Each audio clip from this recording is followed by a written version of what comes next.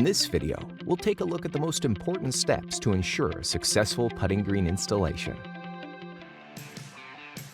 Safety should be a top priority for any installation.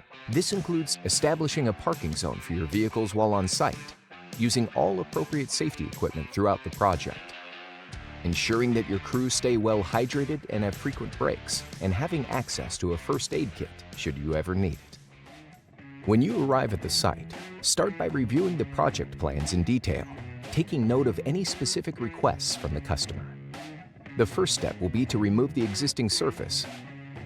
If there is an irrigation system, now is a good time to cap off any sprinkler heads and to adjust the elevation of the valves so that they are easily accessible after the installation is complete. Install bender boards using stakes to secure them as needed. Next, you'll lay down your weed barrier. For the base, warmer climates typically require a base depth of 3 to 4 inches. For colder climates, we recommend a base depth of 6 to 8 inches, and you should compact every 2 inches. We recommend using 3/4 minus aggregate for the first 3 to 4 inches, and 3/8 minus aggregate for the top layer. 3/8 minus is easier to work with and creates a smoother surface, ideal for putting greens. The base should be raked, watered, and compacted multiple times. In addition to the mechanical compactor, a hand tamper can be used for tighter spaces. The base must be sloped to enable optimum drainage away from the house, pool, or any other prominent structure. When the base is complete, spray paint can be used to clearly mark the perimeters of the putting green. The cups can now be installed. The sleeve should be inserted to a depth of 10 to 12 inches, and the cups level with the surface. Before laying down the putting surface, ensure that the base is completely compacted and free from any debris. Make sure to cut your turf away from the installation area and then bring it in manageable pieces. Make sure that all the turf is facing the same direction so that the finished product looks neat and consistent.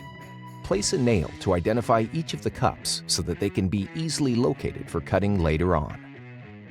Laying out small pebbles is one method for marking the shape of the putting green before making cuts with a carpet loop pile cutter. Make sure to always have a sharp blade.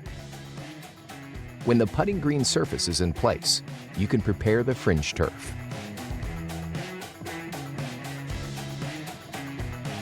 Make sure to secure the turf in place before making your cuts, to make sure the turf doesn't slip. The perimeter can be secured with 6-inch galvanized nails or bender boards and staples. Where the two types of turf meet, place and then nail a layer of seaming tape. Then use a trowel to apply an even layer of adhesive to secure the turf in place. At this point, use a sharp knife to cut the holes. Make sure your blade is sharp.